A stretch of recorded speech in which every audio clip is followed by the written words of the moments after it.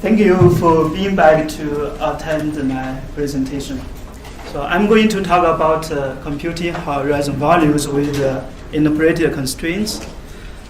There are actually two different parts discussed in our CWP report with the same name as this presentation.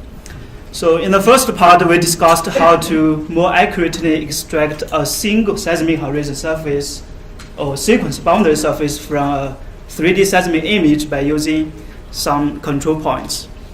And in the second part, we discussed how to compute horizon values with and without interpreted constraints. But here in this presentation, we will just focus on the second topic. The 6 horizon surfaces denoted by different colors shown here are a subset of entire horizon value we compute for this 3D seismic image. So the image on the left-hand side shows the 4 surfaces of these 6 horizons, but the surfaces below are covered by the top surface. Therefore, the color view of these 6 horizon surfaces are shown on the right-hand side, from which you can observe more details inside. And we can see these surfaces correctly align with the seismic reflectors. So to compute such a horizon value from a seismic image, we first flat a seismic image.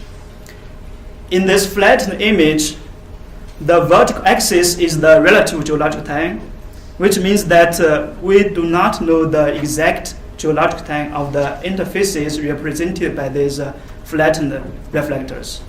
We only know that the interfaces below are older than those above. So from such a flattened seismic image, the horizontally slicing at different geologic times are actually corresponding to the curved seismic horizons in the unflattened seismic image. So to correctly compute an entire value of horizons, equivalently, we need correctly flatten a seismic image. However, for some seismic images that are complicated by faults or noise, the flattening method without control point cannot correctly flatten the seismic image as shown on the left-hand side. So therefore, we use 3 pairs of control points here to improve the flattened result as shown on the right-hand side. So here in this presentation, before talking about how to compute a horizon value or how to more accurately flatten a seismic image by using control points, let's first talk about this, how to compute a horizon value without control points. Begin with a seismic image. We first compute a relative geologic time image. In this image, the color denotes the relative geologic time.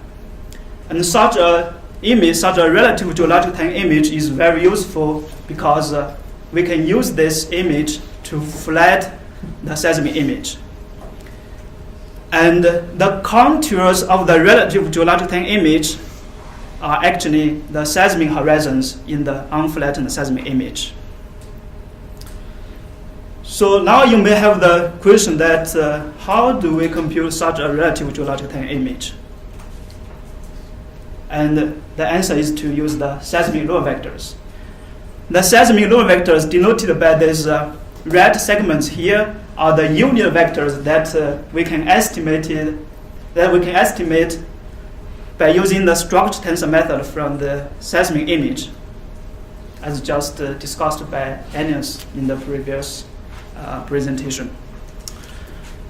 So now how to use these seismic load vectors to compute a relative geologic time image.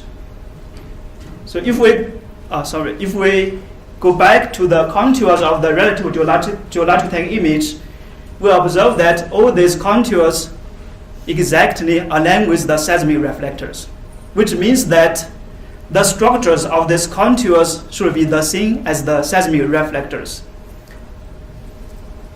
So therefore, the gradient vectors of this relative geologic time image that are perpendicular to these contours should be parallel to the seismic normal vectors that are perpendicular to the seismic reflectors.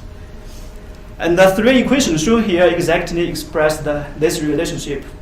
And the relationship again is that the gradient vector of the relative geological time tau on the left-hand side are parallel to the seismic normal vectors on the right-hand side.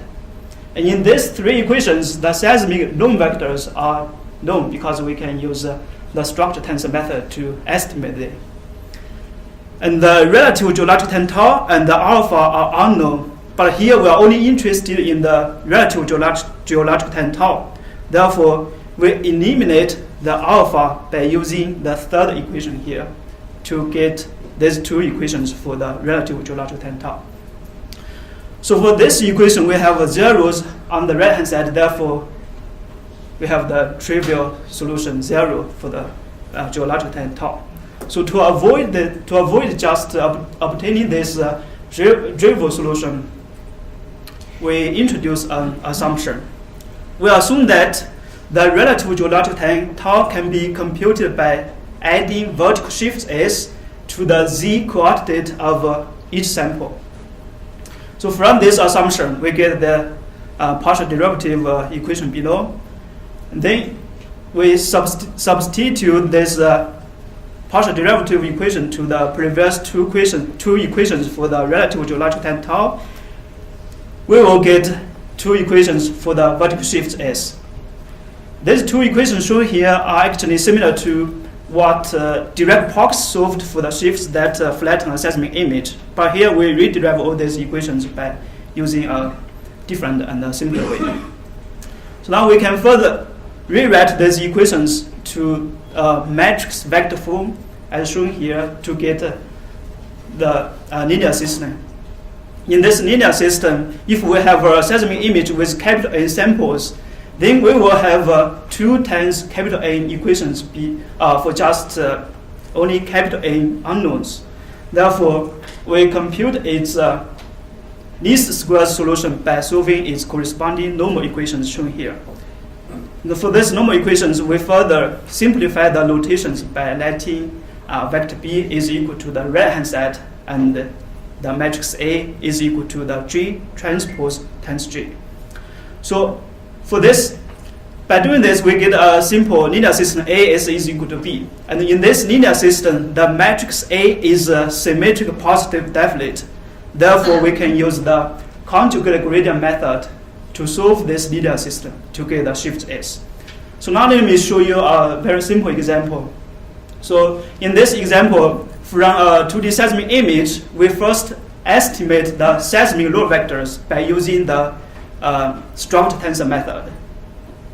So now using these normal vectors, we can compute the vertical shifts by solving the linear system A is equal to B as I just discussed.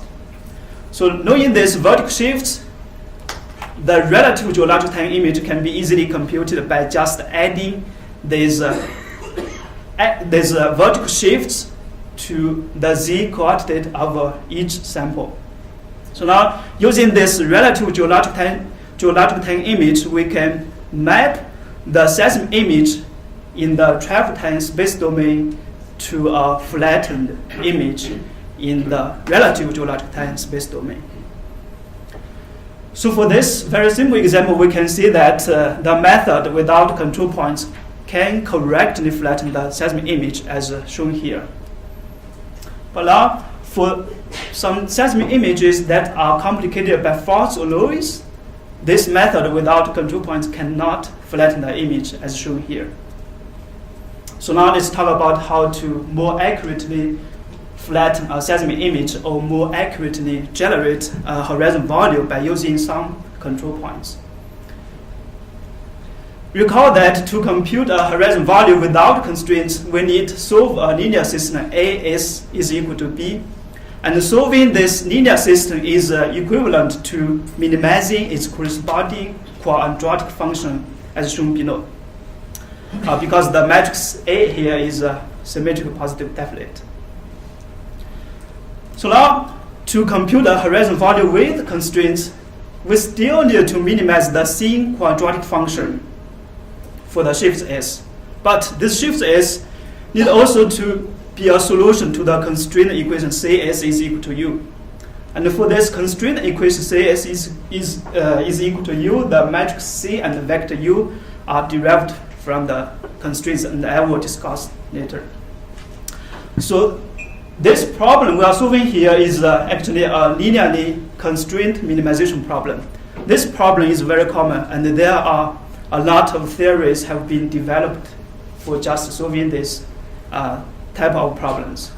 And in our CWP report, we also have a long sequence of derivation for solving this particular constrained problem. But at the very end, it turns out that the implementation of this particular constrained problem is so simple. So now in this presentation, we will show you how to implement this particular constrained problem without doing any tedious theories. So, but before we talk about this implementation, let's first talk a little bit about the conjugate gradient method for solving the problem without constraints. So the pseudocode shown here is a very simple version of the conjugate gradient method. And in this method, we begin with the initial shifts with zeros everywhere, and then we use this initial shifts to compute an initial residual R, and then use this initial residual R as the initial direction. So then in the conjugate gradient iterations, these shifts, residue, and the direction are keep updating until the magnitude of the residual R is smaller than some small epsilon value. So now, to compute a horizon value with constraints, we still use the conjugate gradient method, but with two changes. The first change here is we use different initial shifts.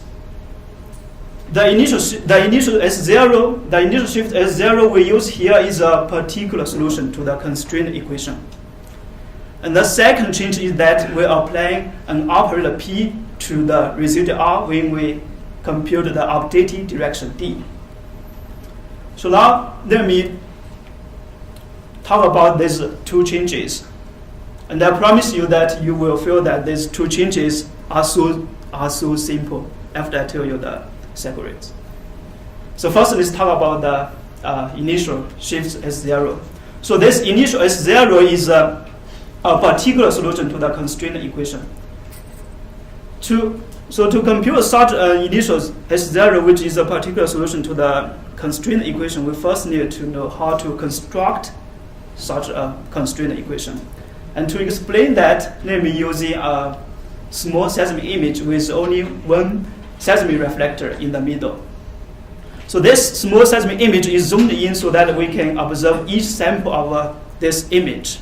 And from this image, we first pick one control point, and the coordinate of this control point is 10 and 10. Then we pick another control point, and the coordinate is 41 and 12. So these two control points are on the same seismic horizon. Therefore, the relative geological time of the point A must be equal to the relative geological time at the point B. And this is the constraint equation we get from these two control points for the relative geological time. So from this constraint equation for the relative geological time tau, we can easily get the constraint equation for the shift S, which is the shift at point A minus the shift at point B is equal to the z coordinate of point B minus the z coordinate of point A. Because we have known the z coordinates of these two control points, therefore the constraint equation for the vertical shifts is just the shift at point A minus the shift at point B is equal to 2. So this constraint equation for the shifts is so simple that we can easily find a particular solution to this equation. And the simplest solution to this equation should be the shift at point B is equal to 0, and the shift at point A is equal to 2. Here I want to remind you that the solution to this equation is not unique because by adding any constant number to the simplest solution is still a solution to this constraint equation. So now if we use the simplest solution to this constraint equation for the initial shifts, then the initial shift is simply an image with zeros everywhere but 2 at the control point A. So now if we go back to the conjugate gradient method with the constraints, we have found an initial S0 which is a particular solution to the constraint equation. Then these initial shifts are updated by the conjugate gradient iterations. But we want the updated shift is still a solution to the constraint equation. And to make sure this happens, we apply the operator P to the residual R when we compute the updated direction D. So now let's explain what is this operator P. The image shown here is the residue we compute at some conjugate gradient iteration. And then we apply the operator P to this residual image. And the first step of the operator P is to grab the residual values at those 2 control points. Then the second step of this operator P is to average the residual values at the control points. Then finally, the final step of this operator P is to put this average value back to the control points. So therefore, this operator P does not do anything to the points that are not control points. What this operator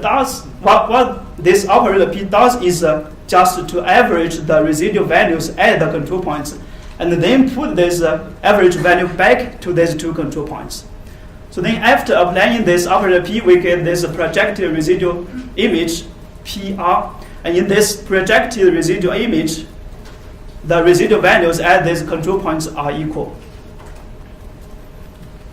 So now if we look at the conjugate gradient method with constraints again, we begin with the initial shift S0, which is a particular solution to the constraint equation. Then we update these initial shifts. And in each updating iteration, we compute the updated direction D by applying the operator applying the operator P to the residual R, and this the updated direction we computed by doing this has the same values at the control points.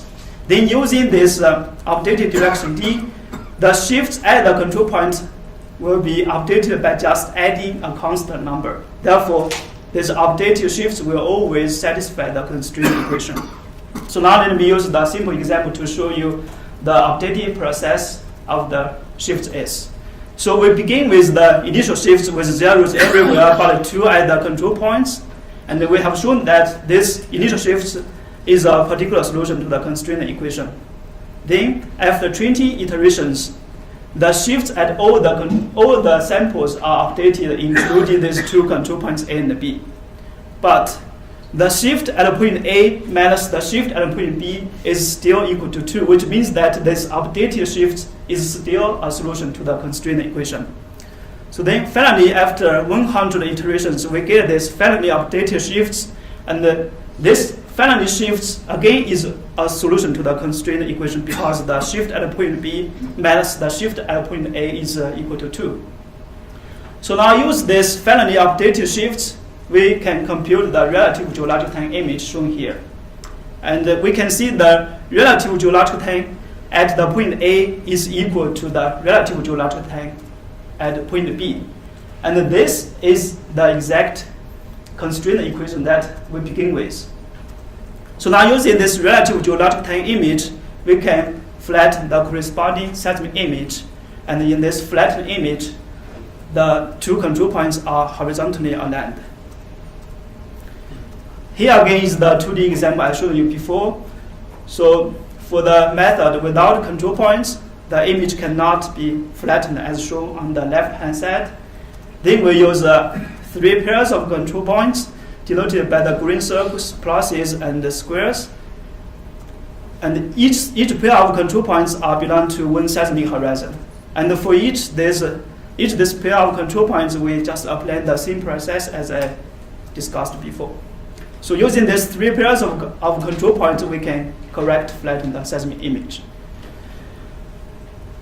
So if we cannot correctly flatten the seismic image, then the horizontally slicing at the flattened image cannot correctly produce the seismic horizons, as shown on the right-hand side. Of course, if we can correctly flatten the image, then the horizontally slicing at the flattened image, as shown on the left-hand side, are corresponding to the seismic horizons, as shown on the right-hand side. So we have explained the method by using the 2D example, but our method is really a 3D method, and here is the 3D example for our method. So the input 3D seismic image here is also complicated by a lot of faults, as shown in the 2 sections below. So for this example, we use three sets of constraints. In the first, each state of control points belong to one seismic horizon. And in the first set, we have 5 control points. In the second set, we have 7 control points. And in the third set, we have 11 control points. So now, using this relative geological time value, we can flatten the corresponding seismic image. And in this flattened image, we observe that all these reflectors are flattened, as shown in the 2 inland and crossland sections below, and the horizontally slicing, as shown in the upper left panel, we observe that the amplitude values on this slice are uniform. And the horizontally slicing at the flattened image corresponded to a seismic horizon surface in the unflattened image. And we observe that this surface correctly aligns with the seismic reflectors. And by the way, the green points on this surface are the 7 control points in the second set of constraints. This is the same flattened image, but we horizontally slice at the different relative geological time. And again, the horizontal slice has the uniform amplitude values as shown in the upper left panel. And again, this horizontally slicing corresponded to a seismic horizon surface in the unflattened image. And again, this surface correctly aligns with the seismic reflectors. So these 6 horizon surfaces shown here are extracted by horizontally slicing at the flattened image at 6 different relative geological times. So we observe that all these 6 horizons are correctly aligned with the seismic reflectors. But here we only use 3 pairs of control points that belong to 3 different horizons. And these horizons improve the whole result, the whole horizon values in the volume. Thank you for your attention.